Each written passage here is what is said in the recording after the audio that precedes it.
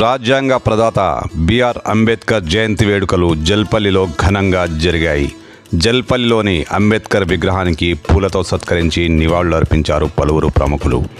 కాంగ్రెస్ నాయకుడు Sheikh Jahangir, Pahadi Sharif police inspector Lakshminarayana Reddy, పలువురు కాంగ్రెస్ నేతలు అంబేద్కర్కు నివాళులర్పించారు.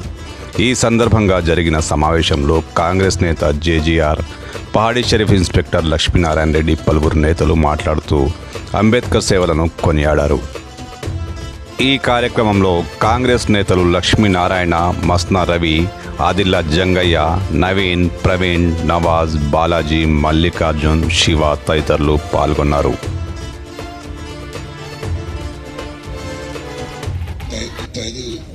జయంతి సందర్భంగా పాడి సిఐ గారు, నాతోటి రాజకీయ నాయకులు లక్ష్మీనారాయణ, అందరు జంగన్న అందరు చేసిన సందర్భంగా ఈ అంబేద్కర్ గారిని అలంకరించిన ఇంత కష్టపడ్డ అందరికి ధన్యవాదాలు చెప్తూ ఎక్కువ టైం తీసుకోను. అందరికి ధన్యవాదాలు. అందరికీ ఈ జయంతి సందర్భంగా అందరికీ శుభాకాంక్షలు. ఇక నాకు అవకాశం ఇచ్చినందుకు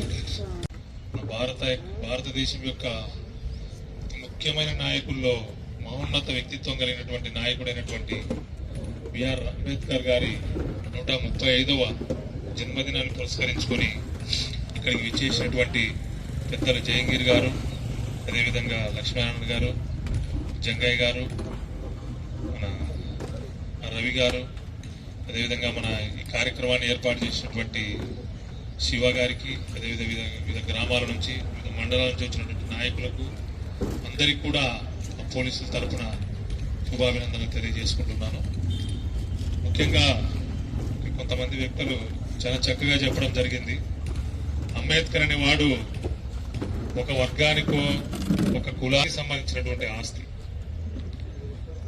ఆ మహానుభావుడు